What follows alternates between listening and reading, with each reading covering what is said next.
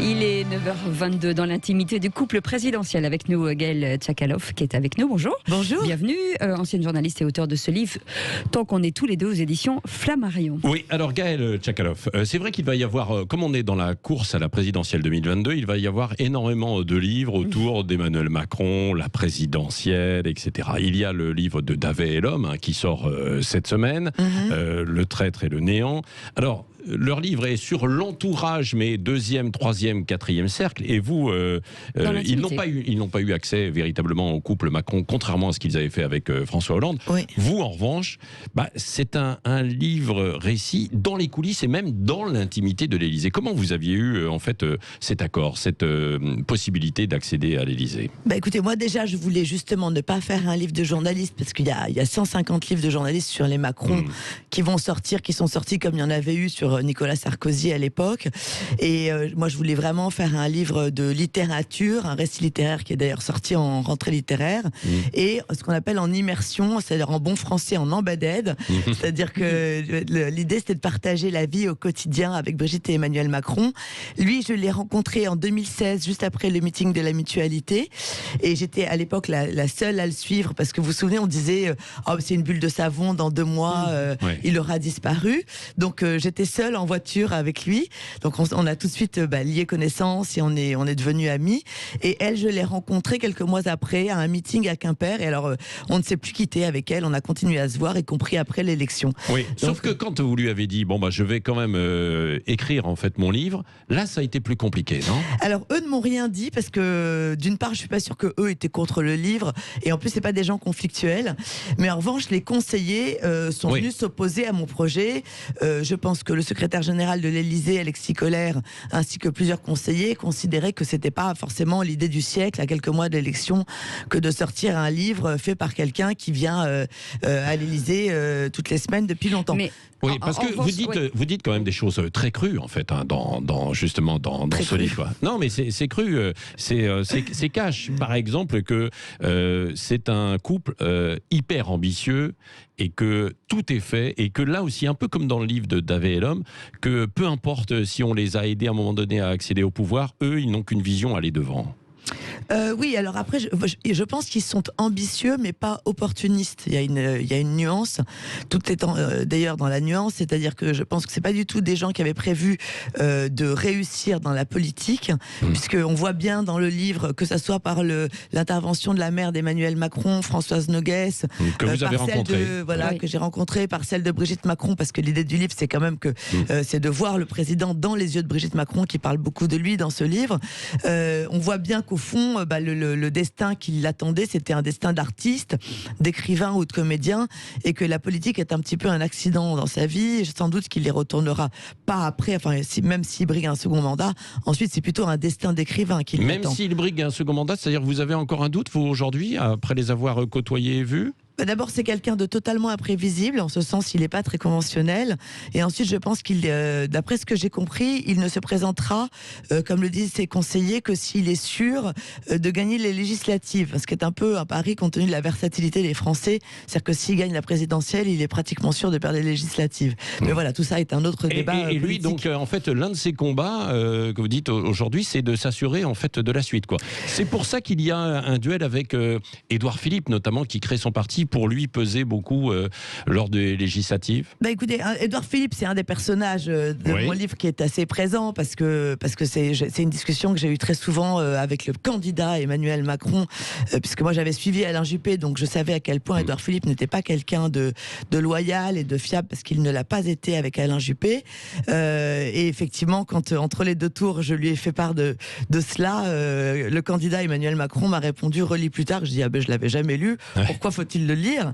Et il m'a dit parce que dans Plutarque, il est bien écrit qu'on préfère travailler avec un traître dont on sait déjà qu'il peut trahir, plutôt que d'être pris par surprise. Et ça, je trouve que c'est une phrase assez forte à l'égard d'Édouard Philippe. Vous dites que en tout cas, Brigitte Macron ne vous a pas du tout parlé de ce livre, c'est-à-dire que les conversations ne sont pas tournées autour de ça, mais que vous ne savez pas si elle l'a lu. En revanche, vous êtes persuadé que Emmanuel Macron l'a lu, parce qu'il lit tout.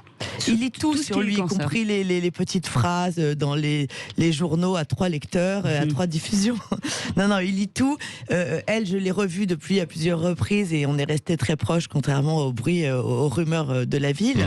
Et on n'a pas parlé du livre. En fait, ce livre a été un tabou, je pense, par délicatesse de sa part à elle. Elle voulait me laisser libre en fait de ce que j'allais écrire, et en même temps, c'était compliqué, c'était ambigu, c'était équivoque comme rapport avec elle, parce que je continuais à dîner, à déjeuner avec elle, et en même temps, elle savait que j'écrivais. Ce que je faisais, c'est que je prenais mon cahier dès que j'allais écrire une scène. C'était une manière de lui dire attention, cette scène potentiellement peut être dans le livre, donc si tu dois retenir des choses, retiens-les. Oui, mais vous pouvez pas tout dire. Oui. Je peux pas tout dire. Oui.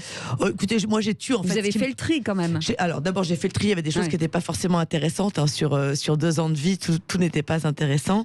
Et ensuite j'ai pas mis les choses qui me paraissaient vraiment violer la pudeur, l'intimité. Par exemple, quand on se parle de nos enfants par téléphone, je l'ai pas reproduit dans le livre. Oui. Mais j'ai mis ce qui me paraissait important pour l'éclairer elle ou lui. Voilà. Il n'a pas d'enfant, justement. Vous l'évoquez en fait dans le livre, vous l'évoquez aussi à travers sa mère. On va voir ça dans un instant. Et vous dites aussi qu'il traverse la vie comme un jeu. On va voir ça avec vous, donc Gaël Tchekaloff, juste après une courte pause, tant qu'on est tous les deux. C'est aux éditions Flammarion. Et si vous voulez poser des questions, vous le savez que vous le pouvez, 0826 300 300.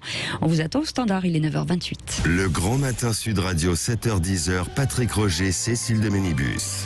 Et on parle de l'intimité du couple présidentiel avec Gaël Tchekaloff, ancienne journaliste et auteur de ce livre, tant qu'on est tous les deux aux éditions Flammarion. Voilà, alors donc c'est un livre écrit oui, évidemment, c'est pas un reportage journalistique, c'est ce que vous avez dit tout à l'heure, c'est quand même immersion, donc il y a un style littéraire, c'est pas comme Davet et l'homme, mais tout de même il y a beaucoup de choses en fait à l'intérieur, parce que c'est le premier cercle qui parle, et puis des gens qui ont été trahis, François Hollande par exemple, voilà, et il parle, et puis il y en a beaucoup d'autres, Gaspard Ganzer, etc., qui est dans ce livre.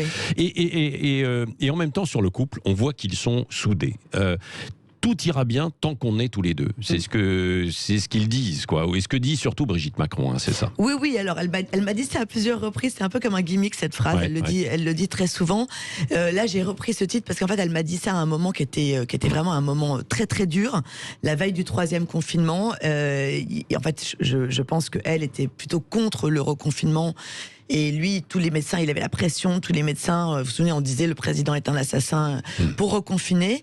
Et elle voyait bien, étant présidente de la Fondation des hôpitaux, que ça allait être catastrophique psychologiquement pour les adolescents, pour les étudiants et tout ça. Et au fond, il y a eu cette scène de bascule à laquelle j'ai assisté, qui est écrite dans le livre, où tout en fait se passe dans son bureau, les conseillers descendent dans son bureau et elle fait des allers-retours dans le bureau du président. Alors que ça, pour le coup, c'est vraiment une scène d'immersion à la minute par minute. Et le soir, je l'ai au téléphone, je rentre chez moi, je bois 3 verres de vin blanc parce que j'avais les pattes coupées et je sais pas quoi lui dire. Je voyais bien qu'elle était un peu perdue. Et elle finit par me dire à la fin du coup de téléphone, au bout d'une demi-heure, il faut qu'il sauve la France, qu'il sorte les Français du Covid. Et puis pour le reste, je lui dis, mais il ne pourra pas se représenter parce qu'il s'est engagé à un calendrier de vaccination qu'il ne pourra pas tenir. Tous les conseillers me disaient, il ne pourra pas le tenir.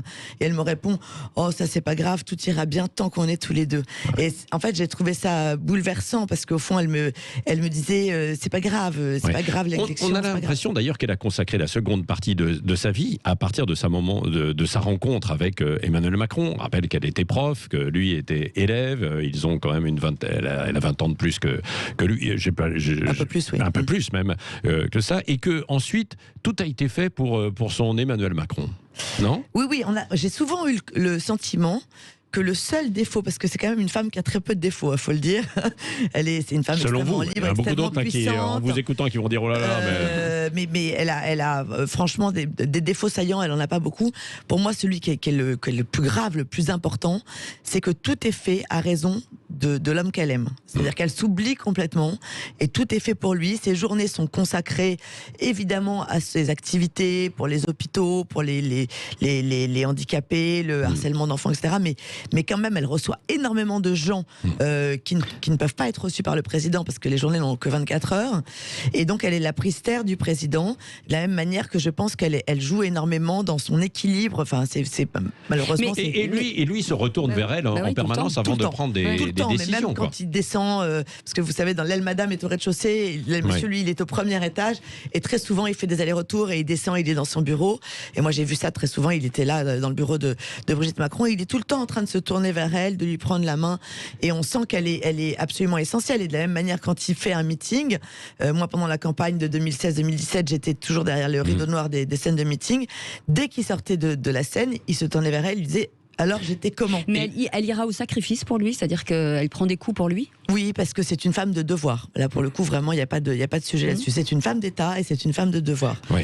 Et alors, donc, Emmanuel Macron se retournera vers elle dans quelques mois, probablement, pour savoir s'il va se représenter pour je pense qu'il n'y a pas besoin d'elle pour savoir s'il va le faire, mais en revanche, elle est son équipe, elle est sa solidarité absolue. Donc, toute la vie est traversée à deux. D'une part parce qu'ils sont très amoureux et très osmotiques, et d'autre part parce qu'ils ont, je pense, traversé des choses tellement dures quand ils étaient à Amiens.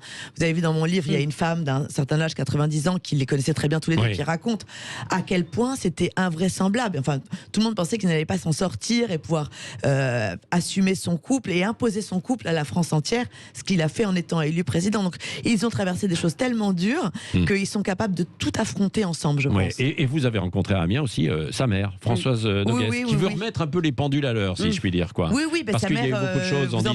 Sa grand-mère, Comment comme quoi il a été élevé par sa grand-mère, par exemple. Oui, elle revient là-dessus, parce qu'effectivement, il y a beaucoup de gens, justement des journalistes, qui ont dit: mais non, mais à 5 ans, il est parti chez sa grand-mère avec sa valise, et sa mère dit: mais pas du tout, tout ça a été déformé. En fait, il y a un journaliste qui a dit ça, du coup, tous les autres ont répété. Vous savez comment c'est très lemming, hein, les journalistes, pardon, je vais me faire détester, c'est pas grave. Mais effectivement, il était très proche de sa grand-mère, qui avait une appétence très forte pour la littérature et qui a repéré chez Emmanuel Macron cette appétence pour la lecture et la littérature, qui donc l'a pris comme ça très souvent pour le nourrir, et parce qu'elle-même était professeure de collège et prof de littérature et d'histoire. Mais il a continué pendant tout ce temps à vivre avec son père et sa mère. Il n'a pas du tout été enlevé à sa famille. Donc sa mère revient notamment là-dessus, revient également, comme vous l'avez dit tout à l'heure, sur les enfants, sur le fait qu'il n'ait pas eu d'enfants. Et alors que ça, je trouve c'est un peu dur d'ailleurs ce qu'elle dit dans le livre. Elle dit il n'était pas fait de toute façon, il n'était pas fait pour avoir des enfants, contrairement à son frère Laurent. Il est pas fait pour être chef de famille. Ça, elle dit il a d'autres priorités. Effectivement, je pense que c'est quelqu'un qui est projeté à la fois vers l'action, on le voit là dans la fonction présidentielle, et vers une forme de vie un peu romanesque. On voit bien qu'il est évanescent, il est dans le texte littéraire, il est dans la poésie des choses. Pourtant, il est proche de ses beaux-enfants.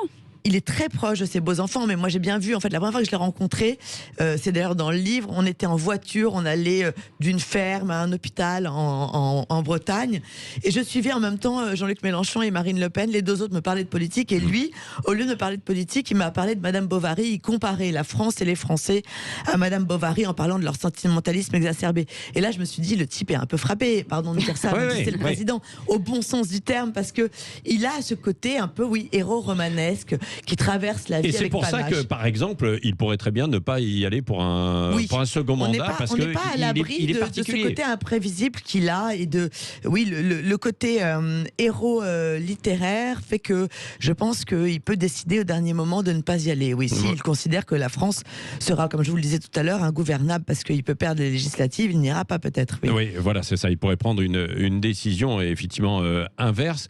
Il y a ce livre où aujourd'hui on considère qu'il y a de la traîtrise, beaucoup. Il a trahi François Hollande. Lui-même aussi s'est appuyé sur beaucoup de personnes. Vous en parlez en fait dans votre livre. Et il n'y a pas de reconnaissance. C'est ce que lui reprochent en fait ses anciens amis qui sont devenus aujourd'hui des adversaires, plus ou moins. Alors, non, mais il y a effectivement un chapitre très dur dans ce livre, qui est celui de François Hollande, que je n'avais pas outé pour l'instant, mais maintenant je le fais parce que de toute façon on l'a fait pour moi. On le reconnaît bien. Mais non, mais moi j'avais promis de ne pas dire qui il était, mais je le dis maintenant parce que je vois que effectivement ça a été repris par la presse. Oui, François Hollande est très dur. Je pense que, comme l'explique très bien Gaspard Ganzer, qui a été un des bras droits de François Hollande, tout est autorisé en politique, on peut se boxer, etc. Là, le contexte était différent parce que que François Hollande s'était vraiment attaché affectivement à Emmanuel Macron, et peut-être que la réciproque, enfin sans doute la réciproque n'était pas vraie. Donc Emmanuel Macron s'est autorisé à aller se présenter contre François Hollande. Jouyet, par exemple, qui a présenté, qui a insisté pour que Emmanuel Macron vienne à l'Élysée. Même chose, une fois qu'il a été élu, il a plus de son, plus d'image, quoi. Mais je ne sais pas si tout ça est vrai. C'est ce que raconte François Hollande dans le livre. Il explique que Emmanuel Macron non seulement l'a trahi, mais a trahi Jean-Pierre Jouyet et a trahi Michel Rocard. Est-ce que tout ça est vrai? Moi, je n'en ai pas parlé avec Emmanuel Macron parce que, comme vous l'avez vu, tout le reste de mon livre est un exercice d'immersion. Je décris au jour le jour comment vivent Emmanuel et Brigitte Macron. On le sent à travers les lignes que justement ils sont portés vers un objectif qui était d'avoir la présidence de la République, parce qu'il y a eu ce moment cette possibilité, cette opportunité, et que rien ne les arrête, quoi. Écoutez, de toute façon, je pense qu'on n'est pas élu président de la République si on est un enfant de cœur. C'est pas des petits naïfs qui ont été ramassés dans la rue, mais ça veut pas dire non plus que ce sont des gens épouvantables. Enfin, moi, je les connais depuis 6 ans. J'ai eu des vraies difficultés dans la vie. Ils ont été très présents. J'ai été malade. J'ai eu 3 cancers. Brigitte Macron m'appelait tous les jours. Donc, je sais qu'à la fois, c'est pas des gens qui sont déshumanisés. Ils sont très humains. Mais encore une fois, quand on veut briguer la présidence de la République, il faut être un petit peu décidé. Oui, merci beaucoup. Merci Gaëlle à vous. Tchakaloff. Tant qu'on est tous les deux aux éditions Flammarion.